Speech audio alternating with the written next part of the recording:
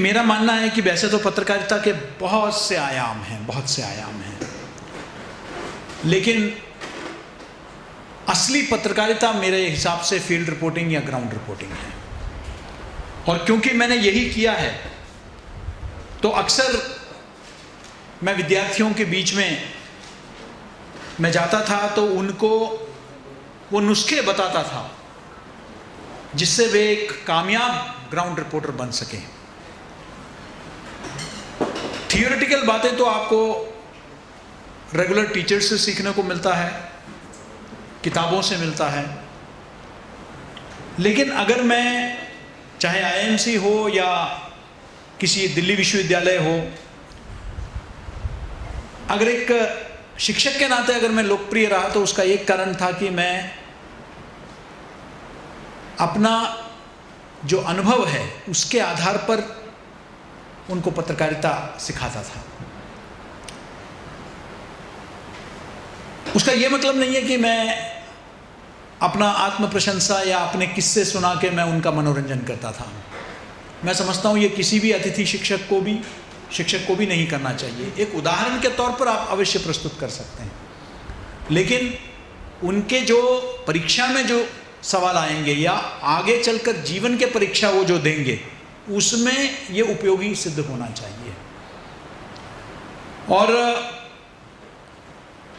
क्योंकि अभी पिछले कुछ वर्षों से हम लोग यहाँ सिर्फ ढांचागत यहाँ कार्य हुआ था, इसका ना कोई इंटीरियर बना था, ना कुछ इसका, ना हमारा ऑडिटोरियम तैयार था, आधा अधूरा काम हो रखा था। तो पहले प्राथमिकता हमारा कोविड के समय में विद्यार्थियों को शिक्षा जो है समय पर परीक्षा हो और समय पर परिणाम हो, ये पहली प्राथमिकता थी। दूसरा प्राथमिकता 3 नए परिसर यानी कि भोपाल, रीवा और दतिया, ये 3 जगह स्थापित करना था।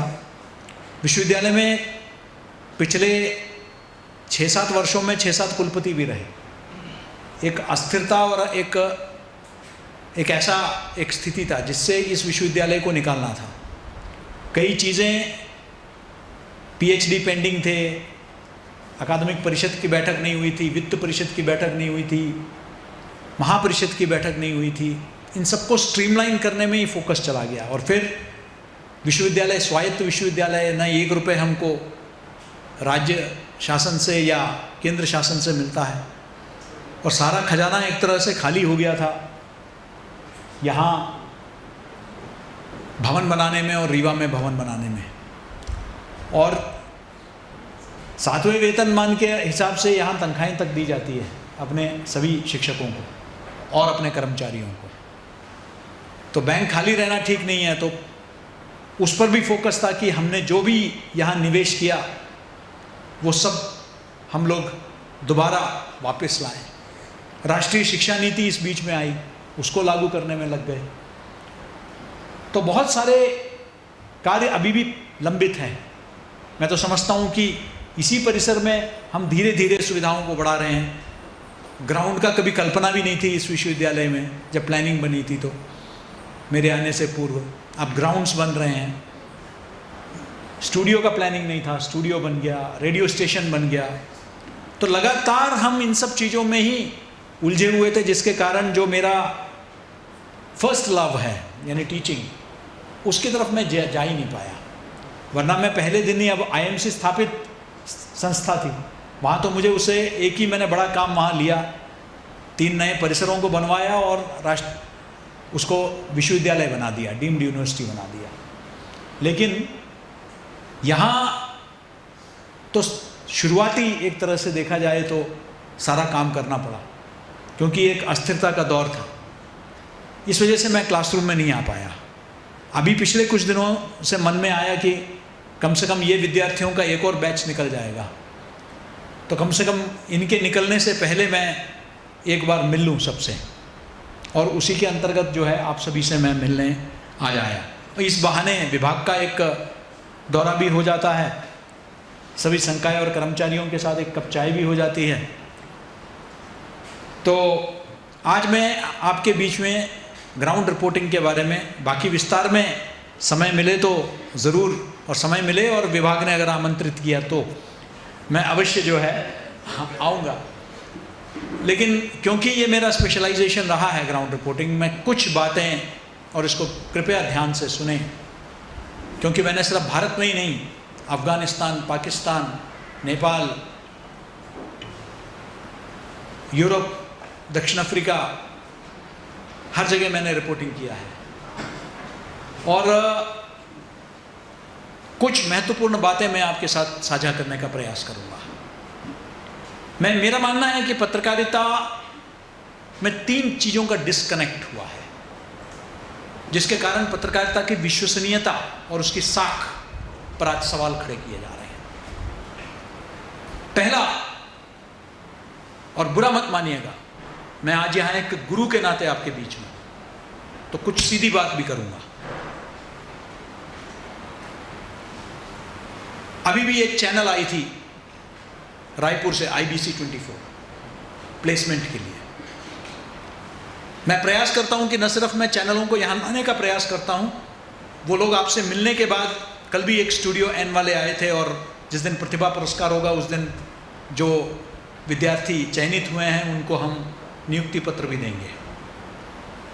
तो मैं उन टीम्स के साथ बैठता हूं, उसके बाद मैं एकेडमिक गुणवत्ता को बढ़ाने की दिशा में पूरा लगातार प्रयास करता हूं। शायद पूरे देश में एक ही कुलपति होगा जो PhD में फर्स्ट पावर पॉइंट प्रेजेंटेशन से लेकर वाइवा तक बैठने वाला, पूरे देश में। ये गुणवत्ता को स्थापित करने के लिए है। माखनलाल से कोई भी पढ़ के निकल जाएगा, कोई भी PhD ले लेगा, ये गलतफहमी मैं दूर करना चाहता हूँ। और यहाँ गुणवत्ता बनी रहे, इसलिए पहली बार विश्वविद्यालय के इतिहास में हम CUET में गए हैं इस वर्ष, सेंट्रल यूनिवर्सिटी एंट्रेंस टेस्ट, और पूरे देश से सबसे बेहतरीन विद्यार्थी इधर आएंगे आने वाले समय में। ये लगातार प्रयास है। तो एक बात जो कोई भी प्लेसमेंट के लिए आता है, वो एक बात कहता है कि आपके विद्यार्थी अखबार नहीं पढ़ते हैं। अगर आप उनमें से हैं, मुझे भरोसा है कि इलेक्ट्रॉनिक मीडिया के विद्यार्थी उनमें नहीं हैं, लेकिन अगर आप उनमें से हैं तो ये भूल जाइए कि आप एक सफल पत्रकार बन सकते हैं अगर आप अपने आप को रोज समाचार अगर आप नहीं पढ़ते हैं तो। Make it a daily habit to read at least 2 newspapers. Why 2 newspapers? Because you ought to know the divergent views and divergent perspectives from which the news is being covered. तो एक अगर भास्कर पढ़ेंगे तो एक स्वदेश पढ़ेंगे। स्वदेश किस तरीके से एक रिपोर्ट को देखता है और भास्कर एक रिपोर्ट को कैसे देखता है। मैं उदाहरण के तौर पर मैंने नाम लिया, जरूरी नहीं है मैं इन्हीं की बात करूं, मैं आपको एक उदाहरण, क्योंकि दोनों का एक अलग पर्सपेक्टिव है समाचार को देखने का, ये जरूरी है। वरना कुछ दिन बाद मैं दैनिक भास्कर का प्रवक्ता बन जाऊंगा या स्वदेश का प्रवक्ता बन जाऊंगा। जब एक ही अखबार पढ़ता हूं तो उस संपादकीय से मैं इतना प्रभावित हो जाऊंगा कि मैं सिर्फ उस संपादकीय की भाषा में बात करूंगा। सॉरी, मैं क्लास में माइक कॉलर आईडी माइक लगा के मैं घूमता था, तो यहाँ थोड़ा सा, तो बहुत ज़रूरी है कि आपका जो एक्सपोजर है वो लिमिटेड नहीं। टेलीविजन चैनल्स भी अलग अलग देखिए, क्योंकि आपको आपके अपने व्यक्तिगत विचार एक अलग हो सकते हैं, मेरे भी। कोई भी बुद्धिजीवी व्यक्ति का अपना एक राजनैतिक, वैचारिक, सामाजिक, आर्थिक मत हो सकता है, नहीं होना चाहिए, लेकिन मेरा वो मत, मेरा वो विचार मेरे रिपोर्टिंग में प्रतिबिंबित नहीं होना चाहिए। बस इस बात का ध्यान रखना है। My voting preferences should not reflect in my reporting. इसलिए हमें प्रयास होना चाहिए कि हम जो देख रहे हैं, जो ग्राउंड रियलिटी है, उसको हम रिपोर्ट करें, क्योंकि हमारा पाठक, हमारा दर्शक, हमारा श्रोता वह हर विचार, हर मत का व्यक्ति होता है। इसलिए मेरे रिपोर्टिंग में मेरे एडिटोरियल अलग हो सकता है, मेरा ओपिनियन राइटिंग अलग हो सकता है, लेकिन जब मैं रिपोर्ट कर रहा हूं तो मैं ग्राउंड रियलिटी को मैं रिपोर्ट कर रहा हूं। मैंने पिछले क्लास में भी कहा था, मैं एक लगातार शब्द का प्रयोग करता हूं, I should not be an activist, I should be a factivist. Facts के आधार पर, तथ्य, सत्य मेरा और आपका अलग हो सकता है। आप जिस पृष्ठभूमि से है आपका सत्य अलग हो सकता है, मैं जिस पृष्ठभूमि से हूं मेरा सत्य अलग हो सकता है।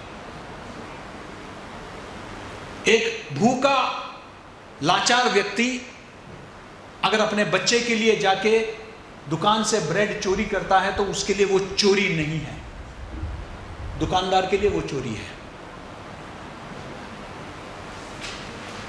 उसका सत्य अलग है, दुकानदार का सत्य अलग है। लेकिन तथ्य यह है कि उसने वहां से उठाया, यह तथ्य है। एक एक्टिविस्ट कहेगा कि नहीं, उसका ठीक कदम था। अगर वो ठीक था तो क्या उसका मतलब यह है कि जितने भी, जिनके पास भी रोटी नहीं है, कपड़ा नहीं है, वो सब जाके दुकानों में से उठा के ले आएंगे? ये है क्या? नहीं। तो आप क्या जस्टिफाई कर रहे हैं? हमको as a reporter we have to be objective, वस्तुनिष्ठा या तटस्थता। अब मुझे कई लोग कहते हैं रिपोर्टर कैसे तटस्थ हो सकता है, जर्नलिस्ट कैसे तटस्थ हो सकता है? जर्नलिस्ट का एक पक्ष हो सकता है, मैं इसमें कहीं इंकार नहीं कर रहा हूं, लेकिन वो तथ्यपरक तो हो सकता है भाई। एक, कई लोग आजकल कई शहरों में फैशन है, यहां भी है, कि हम स्ट्रे डॉग्स को खिलाते हैं, खासकर हॉस्टल के बच्चे और बाकी लोग खिलाते हैं, है ना? स्ट्रे डॉग्स को आप लोग करते हैं और बुरी बात नहीं है, लेकिन हम उन स्ट्रे डॉग्स को, म्यूनिसिपैलिटी वाले उनको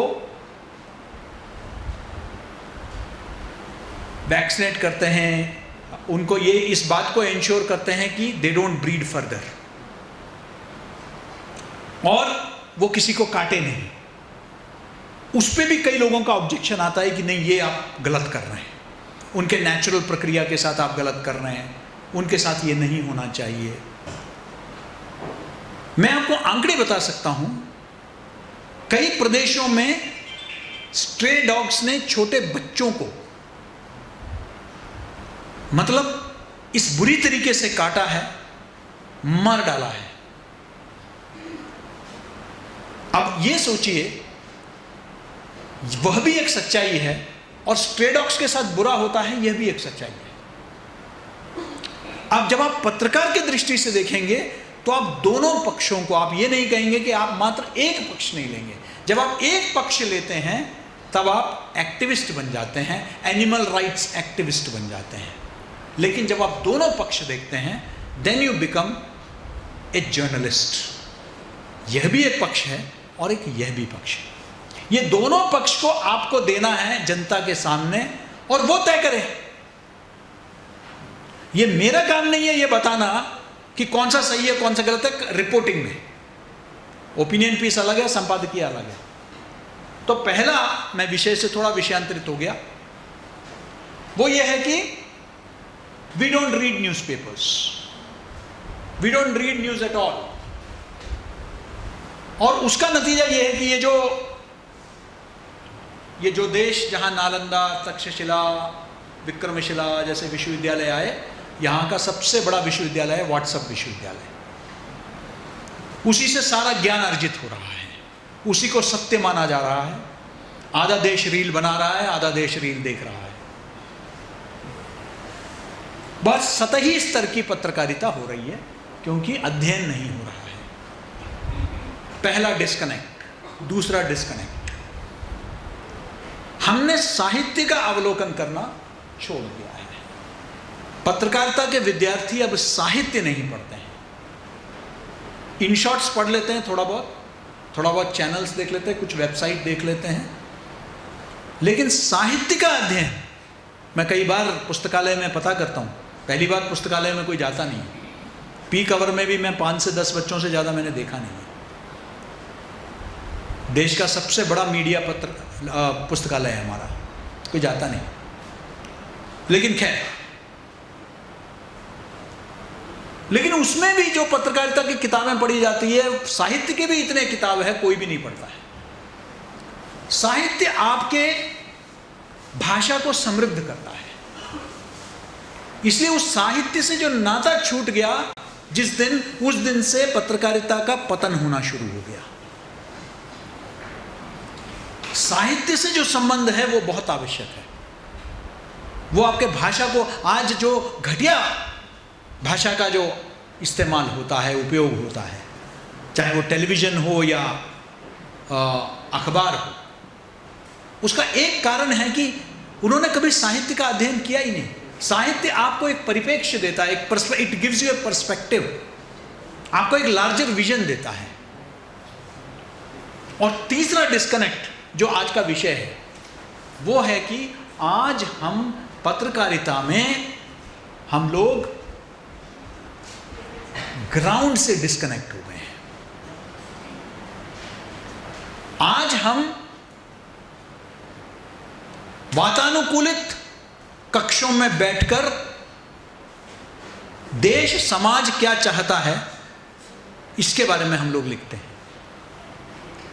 we are all not only living in isolated chambers, in echo chambers, but also in echo chambers. Echo chamber का मतलब जानते हैं आप? कोई बता सकता है echo chamber क्या है? Anyone? What is an echo chamber? एक तो कुकून है, मैं अपनी दुनिया में सिमट के रह गया, मुझे दुनिया, देश दुनिया से कोई मतलब नहीं। वहाँ बैठ के मैं रिपोर्टिंग कर रहा हूँ, डेस्कटॉप रिपोर्टिंग।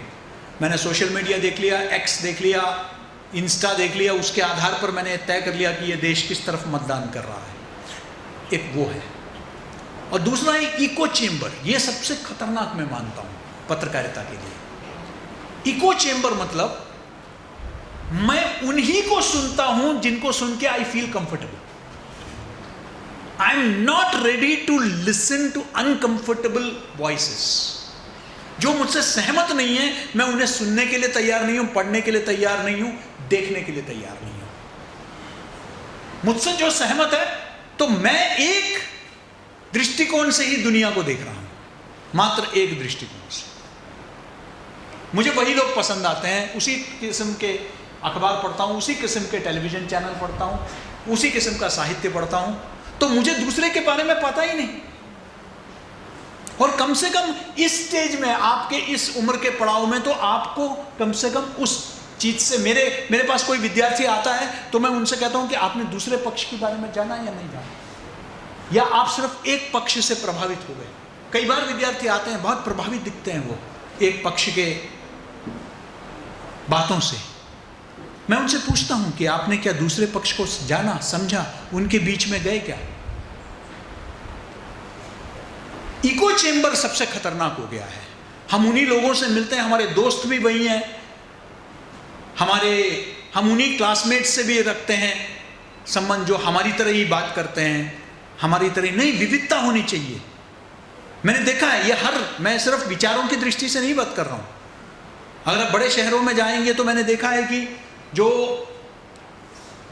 बिहार के लोग हैं वो सिर्फ बिहार आपस में बात करेंगे, यूपी वाले अपना ग्रुप बनाएंगे, दक्षिण वाले अपना ग्रुप बनाएंगे, पहाड़ी अपना ग्रुप बनाएंगे। हम और ये आगे हम बहुत कंफर्ट जोन में होते हैं, हमें बाहर कुछ देखना नहीं है। कई बार मैं विद्यार्थियों को कहता था, जब मैं काउंसलिंग खुद आईएमसी में करता था, तो सबको दिल्ली आना है। मैंने कह दिया क्यों दिल्ली आना है? कहता है कि मिजोरम में जो कैंपस है या अमरावती में जो महाराष्ट्र में जो कैंपस है वहां खाना अच्छा नहीं मिलता है। जब रिपोर्टिंग के लिए जाओगे, मैं 6-6 महीना नेपाल में पढ़ा रहा, अफगानिस्तान में पढ़ा रहा, पाकिस्तान में तो दाल में तक मीट डलती है, और मैं शाकाहारी आदमी हूं। बहुत कठिन था, लेकिन सीखना होगा आपको एडजस्ट करना। अगर आप अन्य किसी शहर में जाके पढ़ाई करते हैं जहां आपके संस्कृति या अपने भाषा से अलग है, तो मैं समझता हूं कि उससे बेहतर अनुभव नहीं हो सकता है। आप सबको प्रयास करना चाहिए कि आप कहीं पोस्टिंग ले तो पहला पोस्टिंग ऐसे जगह में हो जहां ना आपकी भाषा बोली जाती है, ना आपके जो रोटी सब्जी दाल जो भी आप खाते हैं वो बनता हो, ऐसी जगह पोस्टिंग लीजिए कि पहले इस उम्र में अगर आप उस चीज से डर गए तो कैसे होगा। तो इसलिए कंफर्ट जोन से बाहर निकलना होगा आपको। आज कोई भी कंफर्ट जोन, मैंने कहा ना एसी रूम छोड़ने के लिए, आज कई पत्रकार कहते हैं कि अरे सर आप प्रेस रिलीज भेज दीजिए ना। मैंने कहा जीवन में हर चीज प्रेस रिलीज में नहीं आता भाई। आप एक बार आओगे, कार्यक्रम अटेंड करोगे तो आपको ऐसी चीजें दिखाई देगी जो मेरा जनसंपर्क अधिकारी को दिखाई नहीं दे रहा है। आप रिपोर्ट करने आए, एक मीटिंग में क्या हुआ जो आप आंखों से देख सकते हो वो कोई और नहीं देख पाएगा। एक बड़ा ऐतिहासिक खबर ब्रेक करने का मुझे अवसर मिला था। मेरे ख्याल से आप लोगों में से कुछ लोग जानते भी हैं उसके बारे में, जिसने भारत का राजनीतिक इतिहास को एक तरह से बदल दिया। मैं वो रिपोर्टर था जो तत्कालीन विपक्ष के नेता श्री लालकृष्ण आडवाणी जी के साथ कराची में जिन्ना के मजार में एकमात्र रिपोर्टर मैं ही था, और मैंने ही वो ब्रेकिंग न्यूज़ दिया था। आपको विश्वास नहीं होगा, उन्होंने जो बात छपी वो ना उन्होंने बोला किसी से, ना कोई प्रेस रिलीज था, ना कोई प्रेस कॉन्फ्रेंस। वो गए, उन्होंने मजार पर जो फूल वो चढ़ाया, उन्होंने 2 मिनट मौन रहे, और जब निकल रहे तो जो मजार को संभालते हैं उसके केयर टेकर ने उनको जो है एक विजिटर बुक दिया। उस विजिटर बुक में उन्होंने 4 लाइनें लिख दी। तो कोई भी रिपोर्टर अंदर नहीं गया, कह के यार मजार के अंदर गए क्या है, फोटोग्राफर गए, उन्होंने फोटो खींचा और बाहर आ गए कि अब क्या है। ये गलतफहमी किसी रिपोर्टर को नहीं होनी चाहिए, कब क्या रिपोर्टिंग मिलेगी। उनके साथ उनके सलाहकार उस वक्त के तत्कालीन सुधींद्र कुलकर्णी जी, मैंने कहा कि क्या लिखा है उसमें, तो उन्होंने अरे फॉर्मेलिटी होता है। मैंने कहा दिखाओ तो सही ना, क्या लिखना है, फॉर्मेलिटी है तो मुझे दिखाने नहीं। मैंने जो पढ़ा मेरी आंखें जो है खुली की खुली रह गई। मैंने उसको पूरा नोट डाउन किया और बाहर निकला और फाइल किया, और बाकी इतिहास है। उसके बाद क्या हुआ, उन्होंने मोहम्मद अली जिन्ना को सेक्युलर कहा, और उसके बाद उनको त्यागपत्र देना पड़ा, उनके खिलाफ प्रेस कॉन्फ्रेंस हुआ, और भाजपा में एक बहुत बड़ा नेतृत्व परिवर्तन हुआ जो आज तक हम दिखाई देता है। वो एक ऐतिहासिक रिपोर्टिंग था। कहने का मतलब इतना ही है कि कुछ भी ना किसी ने प्रेस कॉन्फ्रेंस किया, ना प्रेस से बात की, लेकिन उस दशक के सबसे बड़े खबर को ब्रेकिंग न्यूज सिर्फ मिला क्योंकि मैंने वो विजिटर बुक को झांकने की कोशिश की। बस इतना ही प्रयास।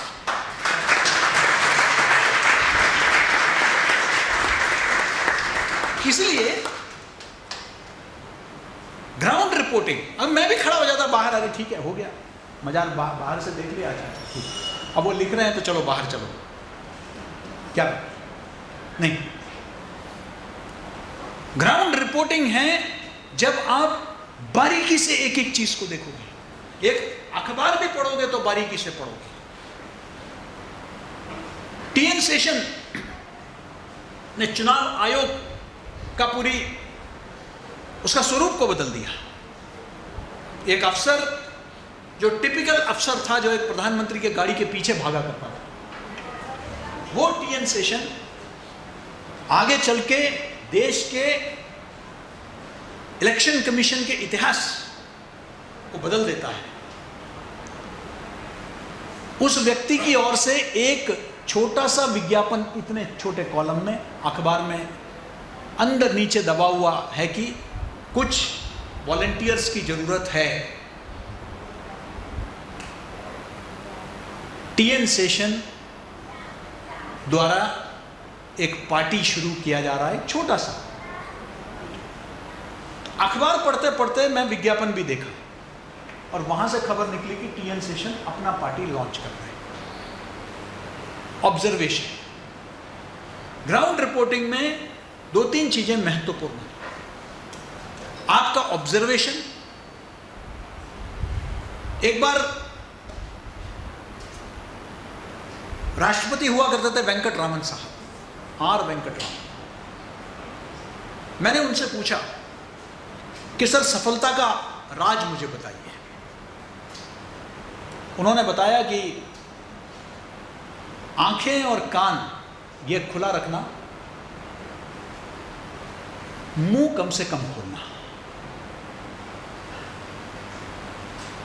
और एक रिपोर्टर के लिए आंखें और कान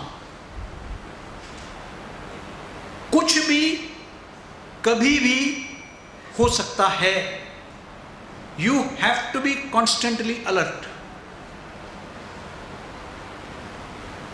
अचानक रात को 9 बजे हम सब न्यूज रूम छोड़कर, शाम का समय था,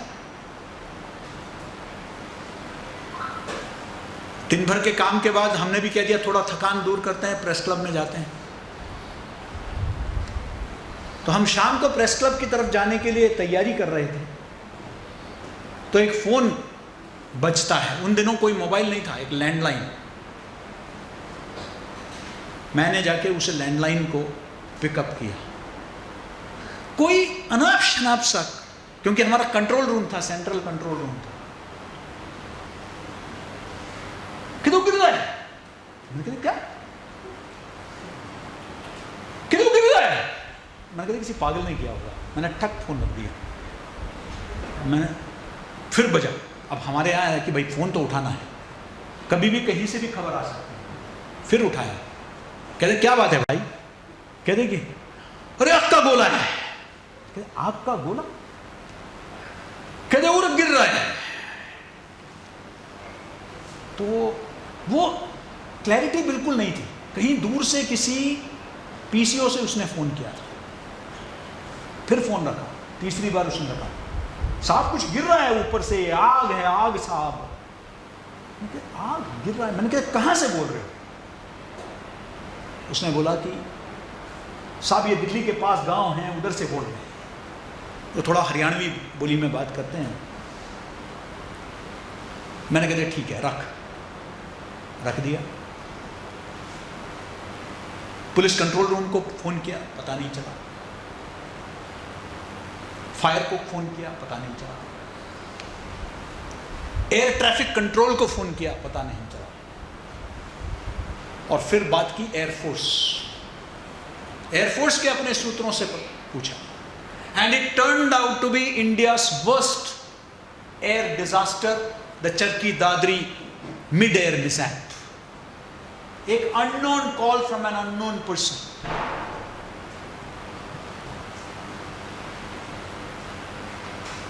सऊदी एयर और कजाक एयर दोनों हज यात्रियों को लेकर जा रहे हैं, और दोनों मिड एयर कोलिजन हो जाता है और सभी यात्रियों की मौत हो जाती है। Worst air disaster in Indian aviation history. आप सोच नहीं सकते कब ब्रेकिंग न्यूज आएगा। तो you should be very careful, and for that what you require is source. As a ground reporter आपके लिए सोर्स सबसे जरूरी है। आप किस तरह, कहां कहां सोर्स आपका रहता है। अगर आपके पास सोर्स नहीं है तो आप एक सफल रिपोर्टर नहीं बन सकते। मैं तो कहता हूं, वो कहते हैं an apple a day keeps the doctor away, a source a day keeps the editor away. संपादक को अपने से दूर रखना है ये पूछने से सुरेश क्या हो गया, उससे पहले आपका सोर्स ऐसा होना चाहिए कि आपके पास सबसे पहले खबर आए। हर जगह सोर्स होना चाहिए। कब कौन से सोर्स की जरूरत पड़ जाए आपको पता नहीं, और उस सोर्स को आप पर भरोसा होना चाहिए। दोनों चीजें जरूरी है, सोर्स होना और सोर्स को भरोसा। Both are important.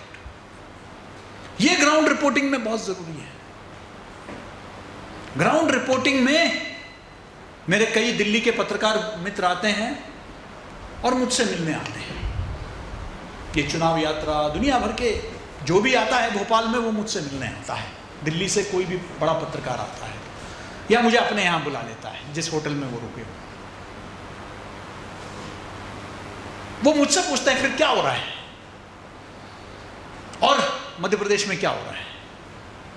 मैं कहता हूं मुझसे मत पूछो, मुझे कुछ नहीं पता। बिशनखेड़ी के बारे में पूछो, मैं बता सकता हूं, क्योंकि मेरी दुनिया सिमट गई है। आप पूछो चाय की दुकान में बैठ के चाय वाले से, जिस ऑटो में जा रहे हो उस ऑटो वाले से, जिस कैब में जा रहे हो उस कैब वाले से, जहां बाल कटवाने के लिए आप जा रहे हो उस नाई से, जो सब्जी बेच रहा है उस सब्जी वाले से, वो बताएगा। क्योंकि हम लोग वही कुकून, वही कंफर्ट जोन, वही इको चेंबर्स। क्योंकि मेरा दोस्त है, ये तो पुराने खाटी पत्रकार रहे हैं। अरे रहा हूं, अभी नहीं, अभी फील्ड रिपोर्टर नहीं हूं, अभी मैं एक दूसरे भूमिका में हूं। I am not the right person to talk about.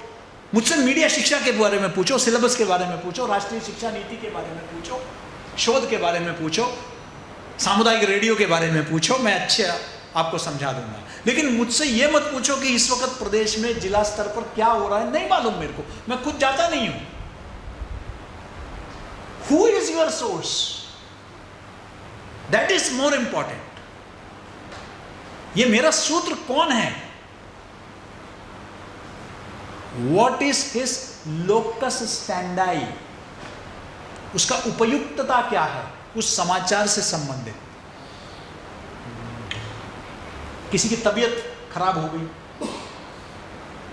और मैंने म्युनिसिपैलिटी के अधिकारी को कोट किया, उपयुक्तता है क्या? नहीं।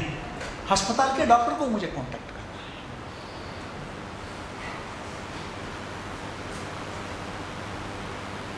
है। एक खबर में मल्टीपल सोर्सेस से आपको बात करनी पड़ेगी। ग्राउंड रिपोर्टिंग में एक सोर्स काफी नहीं है। एक सोर्स आपको मिसलीड कर सकता है, मुझे भी कई बार मिसलीड किया है, क्योंकि हो सकता है उस सोर्स का कोई वेस्टेड इंटरेस्ट हो।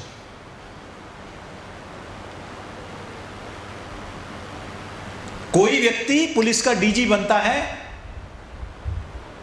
तो एक दो आईजी आपको या डीआईजी आपको फोन करेंगे और कहेंगे कि गलत आदमी है, इसके ऊपर ये आपराधिक मामले चल रहे हैं।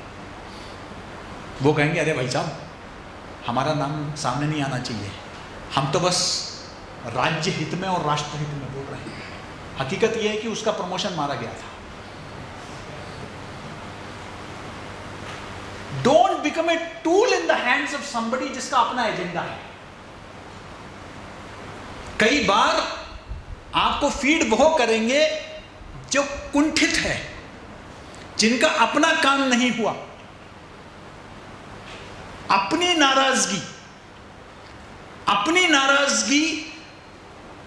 अपने भड़ास वो उतारेंगे किसी व्यक्ति के खिलाफ और आपको बताएंगे कि यही सच्चाई है। ये आपको देखना है कि वो सच्चाई है या नहीं, ये आपको तथ्यों के आधार पर परखना है। किसी ने कह दिया, किसी हायर अथॉरिटी के बारे में आरोप लगा दिया तो नहीं, किसी के कहने से नहीं होता है। इसलिए कहते हैं we have to focus on evidence based reporting, साक्ष्य आधारित रिपोर्टिंग। साक्ष्यों के आधार पर आरोप कोई भी लगा सकता है, उसके अलग अलग कारण हो सकते हैं, मोटिवेशंस हो सकते हैं, लेकिन वो मोटिवेशन क्या है ये भी तो पता करना है। कोई अगर लिखता है तो क्या लिखता है तो जरूरी है समझना, लेकिन क्यों लिख रहा है ये भी समझना जरूरी है। क्यों बोल रहा है वो? एक निष्पक्ष पत्रकार सुनेगा, जरूर सुनेगा, अच्छा ऐसा है, अच्छा, फिर मोटिवेट करेगा, यार वो ऐसे क्यों बोल रहा था, वो ऐसे क्यों बता रहा था।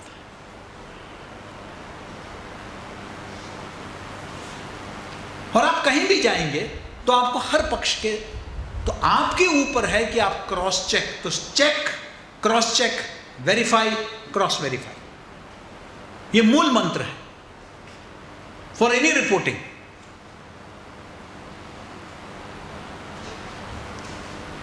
प्लीज याद रखें, ग्राउंड रिपोर्टिंग में अपने सेफ्टी को हमेशा सुनिश्चित करना। No story is worth dying for. मैं अपने अनुभव से बता रहा हूं, मैं खतरनाक, मुझे कश्मीर में आईडी से उड़ाने का पूरा प्रयास किया गया, मेरे रिपोर्टिंग से परेशान होकर आईडीज लगाए गए मेरे रास्ते में, मुझे ब्लैकलिस्ट किया गया, चीफ मिनिस्टर ने मेरे खिलाफ प्रेस कॉन्फ्रेंस किया, लेकिन मैंने अपना रिपोर्टिंग नहीं छोड़ा।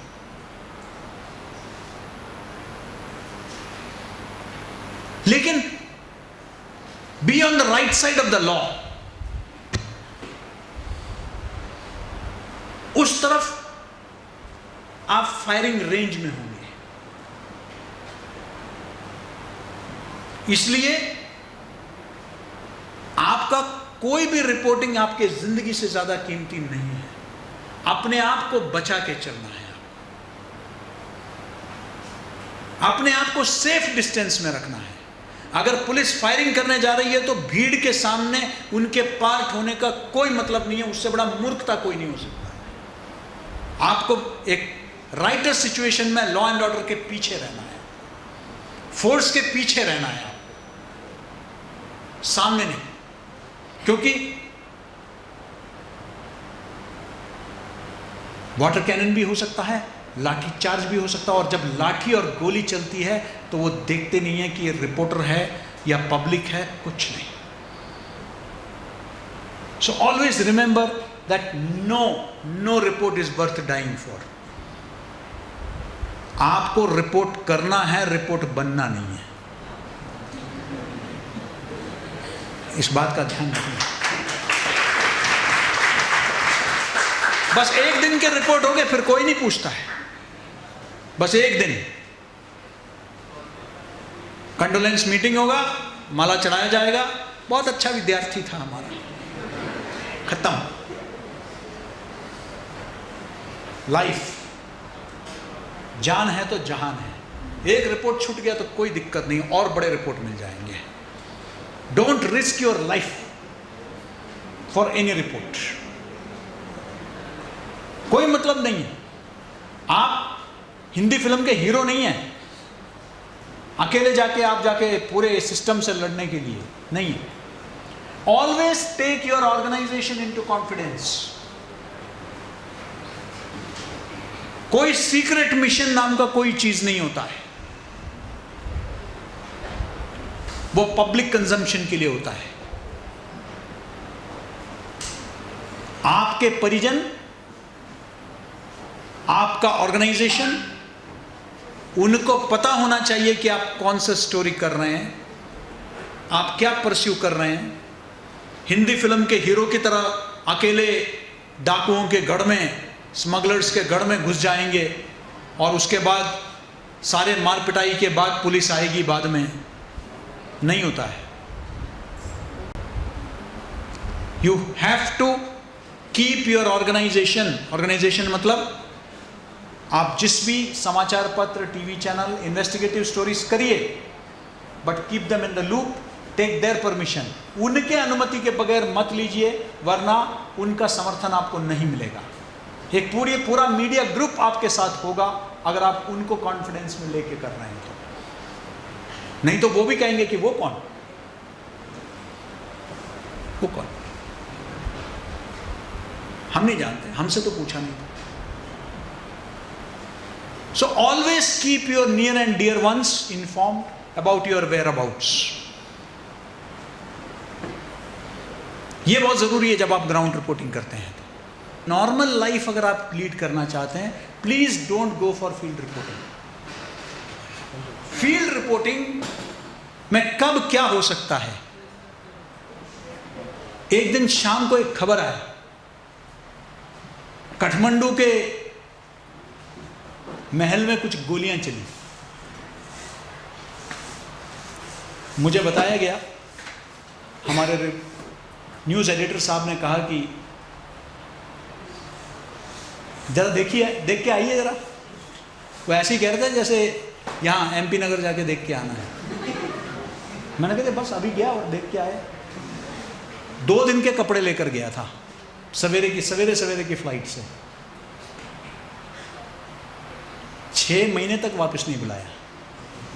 धमकी देना पड़ा कि कांची के साथ सेटल हो जाऊंगा, तब जाके बुलाया, आ जाओ वापस। रिपोर्टिंग में कब क्या कहां तक कोई अंत नहीं है, कोई घंटा नहीं है, किस किस तरीके से जो है, कोई समय की सीमा नहीं है, कुछ नहीं है। और किन किन कठिन परिस्थितियों में, क्योंकि your main thing is that the news should reach your organization by the deadline on time, and every minute is a deadline, every minute is a deadline. Online के लिए भरना है आपको, वीडियो देना है आपका, सोशल मीडिया में breaking देना है, इंतजार का समय नहीं है फील्ड में। सो अगर आप एक very normal ordinary life with all the comforts you want to go, don't go into reporting, you will never be successful. Then that is the only life. इसके बाद कोई समय मिलता है तो बाकी चीजों के लिए वो है, तो वो महीने में 15 दिन I used to live out of a suitcase. मैं कहां हूं, आज यहां हूं, कल कहां हूं मुझे पता नहीं। मेरे पैर में चक्कर लगे रहते थे दुनिया भर, कब कहां कौन सा घटना घट जाए और कब बताया जाए। And a very important role in ground reporting is that don't get carried away by the situation. परिस्थितियों के बहाव में मत आना कभी भी।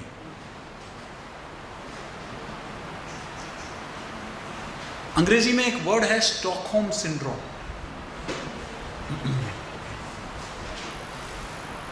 जब आपको कोई अगवा कर लेता है, किडनैप कर लेता है और कुछ दिन तक वो आपको अपने पास रखता है, तो कुछ दिन के बाद आपको उसके प्रति सिंपैथी आने लग जाता है। आपको लगता है वो सही है, ये रियलिटी है। उसको कहते हैं स्टॉकहोम सिंड्रोम। आप उसके कब्जे में हैं, लेकिन आप उससे प्रभावित हो गए, उसने आपका ब्रेन वॉश कर दिया इस तरीके से कि आपको लगा कि यार ये सही बात तो कह रहा है, ये बात तो ठीक कर रहा है, गलत क्या कर रहा है। ये कारण, इसका कारण ये है कि we get carried away by the situation. You should never, static जो पोजीशन है उसको मेंटेन रखना है, इसलिए कहते हैं neutral.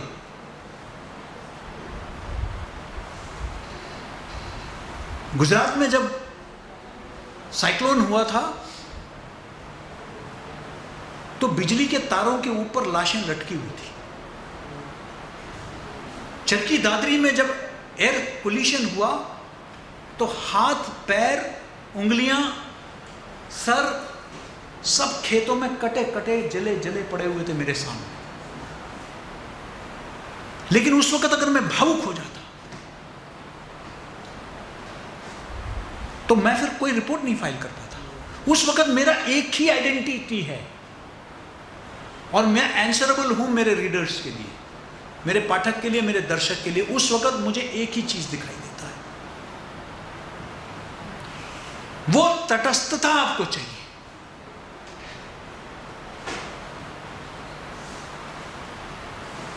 Otherwise you can't B A successful reporter. अगर आप इमोशन से, आपको पता है अभी तो उन्होंने फैशन बना दिया है, लेकिन जब श्रीमती इंदिरा गांधी जी का हत्या हुई तो एक न्यूज रीडर, उस वक्त एंकर नहीं कहते थे, समाचार वाचक कहते थे, एक न्यूज रीडर जिन्होंने ब्रेक किया, मेरे आंखों के सामने है वो साधना श्रीवास्तव। साधना खबर पड़ी और वो फूट फूट के ऑन स्क्रीन लाइव रोने लग गई। She was de-roasted immediately, taken off air. You are not supposed to have any emotions when you are putting out a story. आप साथ बैठ के रोने लग गए। बाद में आज पत्रकारिता इस स्थिति में हो गई कि जब पत्रकार रोहित का जब उनका डेथ हुआ तो आज तक के सारे रिपोर्टर एंकर बैठ के रो रहे थे। वो बेचने का एक मार्केटिंग टेक्निक था। बहुत अफसोस की बात है, और उसकी बहुत भर्त्सना हुई है पूरे देश में कि आप एक इमोशन को, ताकि ज्यादा से ज्यादा व्यूअर को आप अट्रैक्ट करें, इसलिए आपने ये किया। मैं पत्रकारिता की बात कर रहा हूं, मैं ड्रामा की बात नहीं कर रहा हूं। You are not suppose to. कई बार हम लोगों के बारे में यह था कि दे आर इमोशनलेस, रूथलेस, लेकिन at that time you have to be. अगर आप भी साथ में बैठ गए बोल के रोने लग गए, नहीं हो सकता भाई। You have to be neutral at that time. उस वक्त आपको भगवत गीता में जो कहा गया है, उस भाव के साथ आपको काम करना है कि नहीं। उसमें कहा है ना आग से, ना पानी से, ना तीर से, ना तलवार से आपको कोई फर्क नहीं पड़ता। वही भाव होना चाहिए।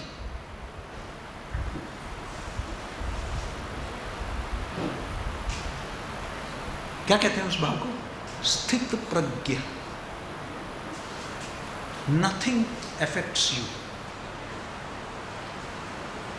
उस भाव में होना चाहिए।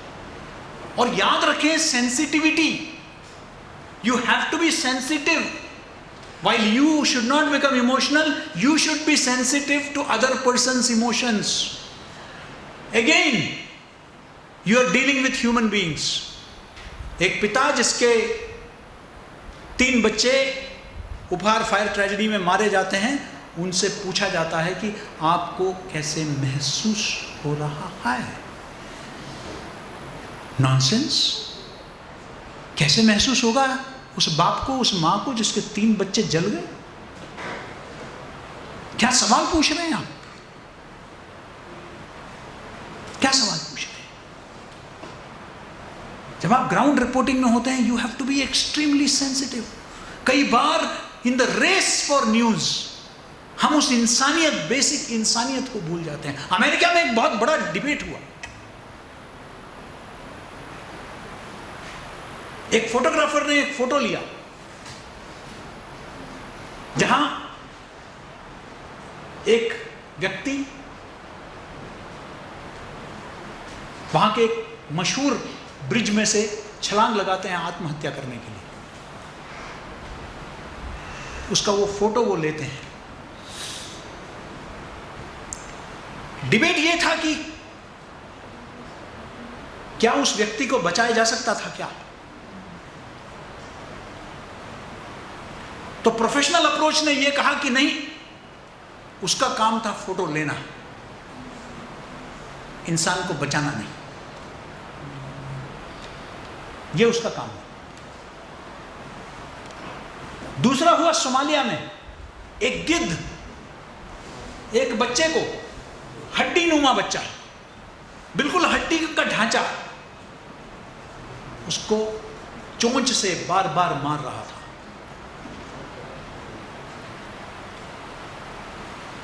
उसका उसने करीब से जाके फोटो लिया। पूरे विश्व में यह डिबेट था कि गिद्ध असली कौन था, वो जो उस बच्चे को चोंच मार रहा था या वो जो फोटो ले रहा था, कौन था असली गिद्ध। ये डिबेट था।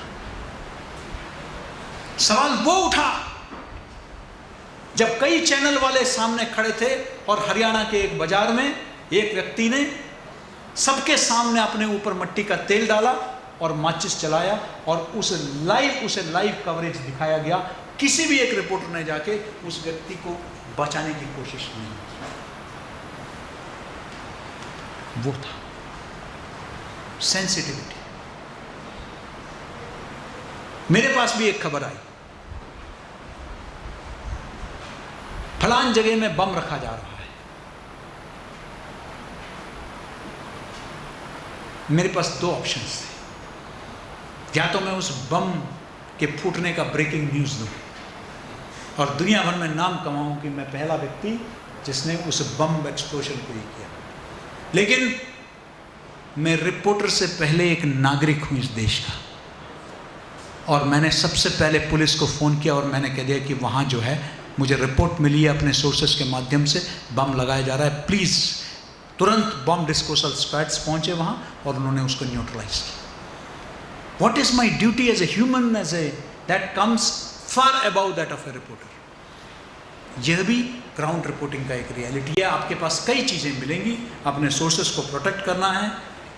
मेरे ख्याल से मैं इस विषय पर मैंने कहा कृष्ण मेनन का यूएन के स्पीच को मैं बीट कर सकता हूँ, उनका सबसे बड़ा रिकॉर्ड है, क्योंकि this is subject about which I am passionate.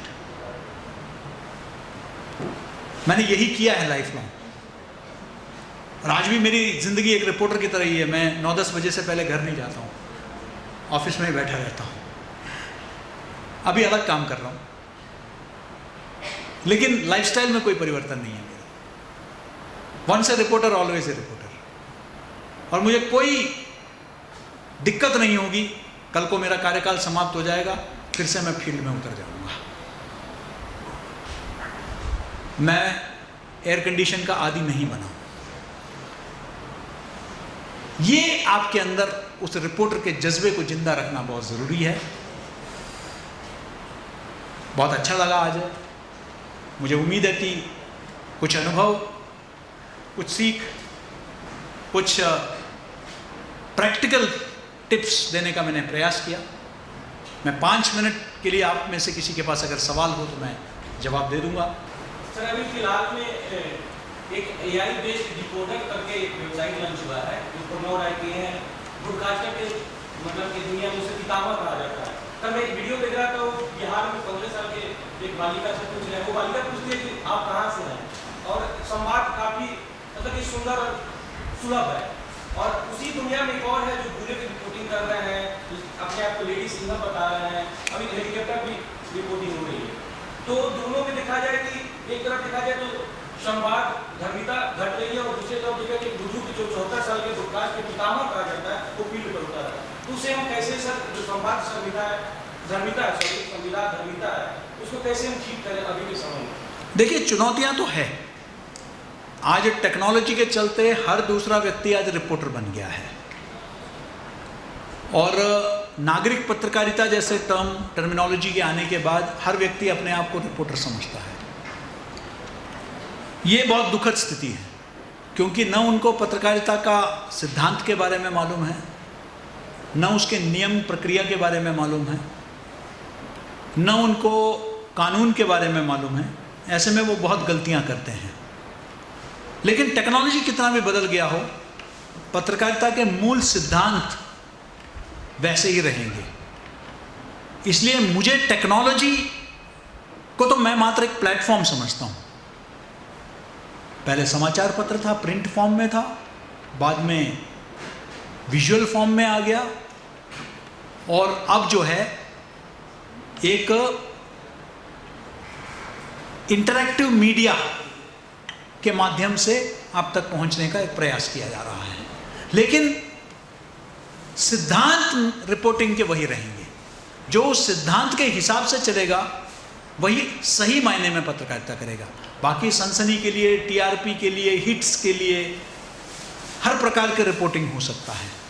आप सनसनी कर सकते हैं, लोग उसका भी मजाक उड़ा रहे हैं। आपने जिसमें कहा कि हेलीकॉप्टर में कब से हेलमेट पहनने लग गए, हेलीकॉप्टर में तो पायलट भी हेलमेट नहीं पहनता है, लेकिन यात्री हेलमेट में जो है मतलब हेलमेट पहन के रिपोर्टिंग कर रहे हैं। तो वो तो एक पत्रकारिता, मैंने जैसे कहा कि भाई एक नया रूप धारण कर चुका है। टीवी स्टूडियोज में जो डिस्कशन है उसको रिपोर्टिंग से ज़्यादा महत्व मिलने लगा है। लेकिन इसके बावजूद मैं आपको कह सकता हूँ, मैं पिछले कुछ वर्षों से कई प्रतिष्ठित अवार्ड, मीडिया अवार्ड के जूरी में रहा हूँ। आज भी, इस वर्ष भी मैं सबसे प्रतिष्ठित पुरस्कार रामनाथ गोयनका पुरस्कार के मैं चयन समिति का सदस्य रहा। और मैं अभी भी बता सकता हूं कि रिपोर्टिंग जिंदा है। शायद हम उन रिपोर्ट्स को देख नहीं रहे हैं। उनमें से कई भारतीय भाषाओं में आ रही है, तो कई ऑनलाइन साइट्स में आ रही है, लेकिन अच्छे स्टोरीज आ रहे हैं, उसकी कमी नहीं है। लेकिन हाँ, तथाकथित मुख्य धारा में कम दिखाई देती है, तो उसको हमें जिंदा करना है।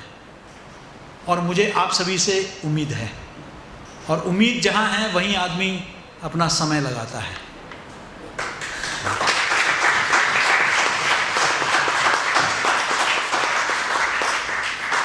हाँ जी, और कोई सवाल?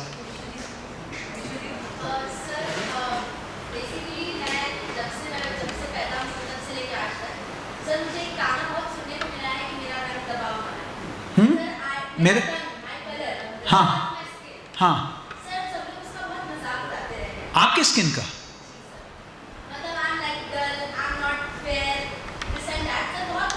हाँ, आजकल तो बताते हैं कि कोई अफ्रीकन है, कोई चाइनीज है, कोई वाइट है, कोई, चलिए ठीक है।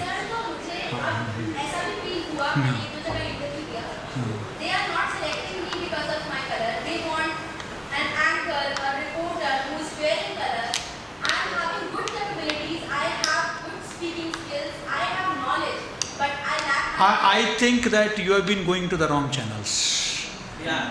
Honestly, मैं बता रहा हूँ, मैंने इतने लोगों को हायर किया है। मैं एशियानेट में रहा हूँ, मैं जी न्यूज़ में रहा हूँ, और सबकी पोजीशंस में रहा हूँ, रिक्रूट करता था मैं। For me it never mattered, honestly it never mattered. For any professional journalist और editor this is immaterial. I want to get content. मैं न्यूज़ रीडर के ज़माने में नहीं हूँ जहाँ आपको एक खूबसूरत चेहरा चाहिए था जो समाचार सामने टीपी पे चल रहा है उसको देख के पढ़ना है। मुझे कोई ऐसा चाहिए जो रिस्पॉन्स दे, जो अगर टीपी नहीं है, टीपी फेल हो जाता है, टेक्नोलॉजी फेल हो जाता है, अचानक भूकंप आ गया, आपके पास कुछ भी नहीं है, उस वक्त आप कैसे संभाल सकते हैं स्टूडियो को? You have nothing, the earth is shaking and you continue to speak, read news. That is for me a confident reporter. उसके जगह I don't think, honestly please don't suffer from this. I think you are beautiful, and I think that your capacities matter much more than, I can assure you, ऐसे कोई inferiority complex रह के कभी मत चलना। मेरे पास भी बहुत चीज़ें हैं inferiority complex के लिए, लेकिन दुनिया में मुझसे confident आदमी नहीं है, किसी से insecure नहीं होता है।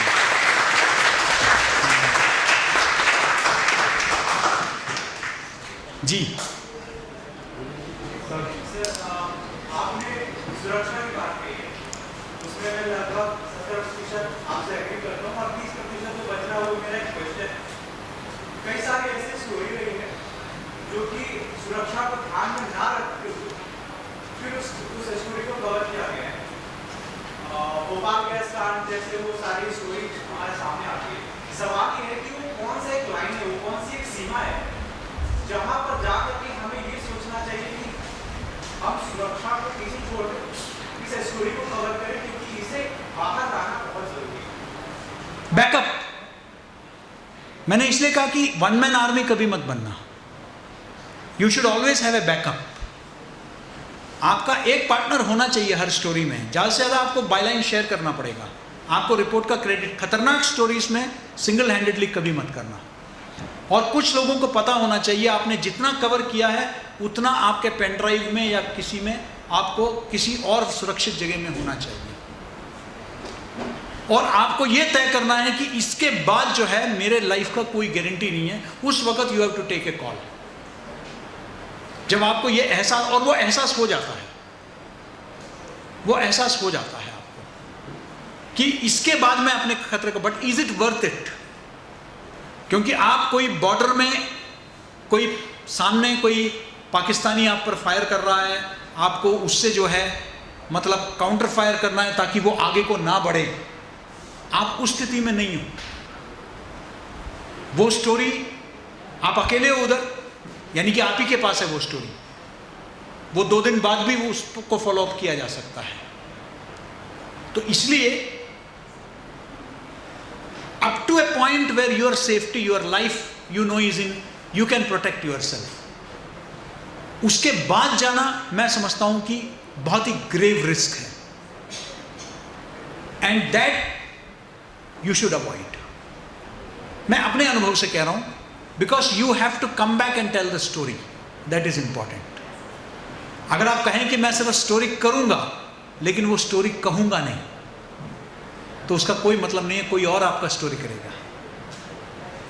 इसलिए जरूरी है कि एक लाइन में आके आपको तय करना। मैंने कहा ना, after repeated attacks on me in Kashmir during the peak of militancy, finally my office, जब ब्लैकलिस्ट भी हो गया, सीएम ने प्रेस कॉन्फ्रेंस किया, मैं क्योंकि नेशनल कॉन्फ्रेंस को एक्सपोज कर रहा था, फिर मुझे मेरे बॉस ने कहा कि जी कम बैक।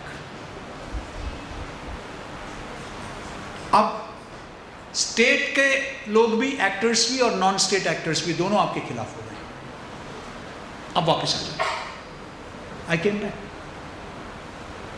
क्योंकि एक लिमिट तक मैंने सब कुछ किया। मैंने कई चीजें, स्टोरीज को एक्सपोज किया, मिलिटेंसी को एक्सपोज किया, मिलिटेंट्स के एक्सपोज किया। मैं मिलिटेंट्स के अड्डे में गया, आज भी मेरे पास उनके साथ फोटो है। यू नो, अल बद्र के मिलिटेंट्स के साथ था मैं, और लोगों के साथ था मैं। लेकिन जब मुझे फाइनली मेरे ऑर्गेनाइजेशन ने कह दिया कि वाम कम बैक, इनफ, फिर nobody will take guarantee, you know, then I am at my own. तो इसलिए मैं समझता हूं कि आपको खुद तय करना है कि यह लक्ष्मण रेखा है, इसके आगे नहीं। जी सर, फील्ड रिपोर्टिंग के बारे में आप सोर्स के बारे में बता रहे थे। हाँ सर, सोर्स बनाना तो बहुत आसान है, लेकिन उसे जिंदा रखना बहुत मुश्किल होता है। उनके साथ हमारा व्यवहार कैसा होती है और कैसे उन्हें जिंदा रखें? हाँ, कभी पैसे मत देना। पैसे देके पुलिस करती है ना, उनके पास फंड होता है, इंटेलिजेंस एजेंसीज करती है, उनके पास फंड होता है। आपके पास खुद का फंड नहीं है। पत्रकार तो वैसे ही रैदर सोर्स से 2 चाय पी लेगा। लेकिन यूज एंड थ्रो मत करना, संबंध बनाए रखना। दिवाली में एक बार फोन कर लेना, ईद में एक बार फोन कर लेना कि भाई सब ठीक है। अगर पता चले उसके घर में कोई कुछ खराब हुआ है तो उसको फोन करके सहानुभूति व्यक्त कर देना, और बीच बीच में काम हो ना हो एक फोन मार देना। ये नहीं कि 10 साल बाद अचानक आपको याद दिलाना पड़े, नहीं, संबंध सतत बना के रखना है, और लेन देन का रिश्ता नहीं होना चाहिए, और वो भी किसी अच्छे नियत से आपको सूचित कर रहा है और आप भी किसी अच्छे नियत से कर रहे हैं। अगर वो संबंध है तब तो वो संबंध जिंदा रहेगा।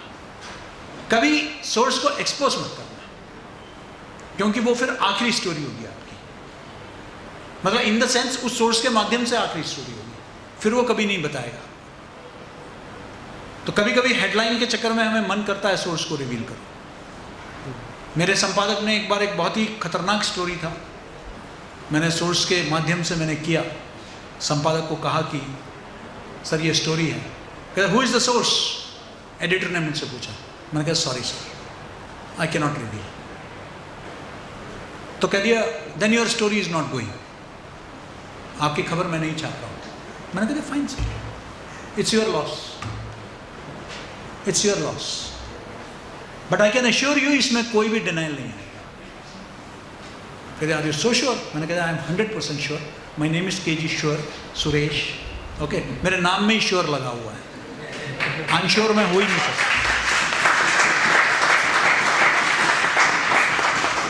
हो गया, छप गया, वो बहुत बड़ा स्टोरी था। तो कभी सोर्स को डिस्क्लोज मत करना, सोर्स आपका अपना है, इवन अपने घरवाली से मत बताना। ओके, हाँ जी, लास्ट सर जैसे आप रिपोर्टिंग के बारे में बता रहे थे, तो आपकी लाइफ का एक सबसे मेमोरेबल कोई ऐसी रिपोर्ट एक इवेंट रहा हो जो कि आपको आज तक याद है, जो आप कभी नहीं भुला सकते? मैंने एक आध तो सुना है, ये सब यादगार है रिपोर्टिंग। मैंने कहा चरखी दादरी का मैंने सुनाया, पाकिस्तान का मैंने सुनाया, कश्मीर का मैंने सुनाया। तो बहुत कुछ इमोशनल भी रहा। उपहार का बहुत ही यादगार उपहार, फायर ट्रेजेडी जब हुई थी तो मैंने उसे कवर किया था। बहुत ही भावुक क्षण थे वो, लेकिन यादगार रहेगा जीवन भर। और बहुत अच्छे रिपोर्टिंग्स भी किए हैं, मतलब यादगार। जैसे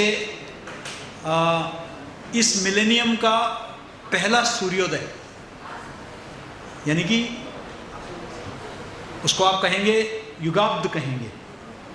इस युगाब्द का पहला सूर्योदय, यानी कि जब 1999 के बाद 2000 का फर्स्ट सनराइज, वो देखने के लिए मैं अंडमान में कछाल आइलैंड गया था देखने के लिए। फर्स्ट सनराइज पूरे दुनिया में सिर्फ कछाल आइलैंड में आया था, वो मैं देखने गया। वो जीवन भर वो सूर्योदय मेरे आंखों के सामने था।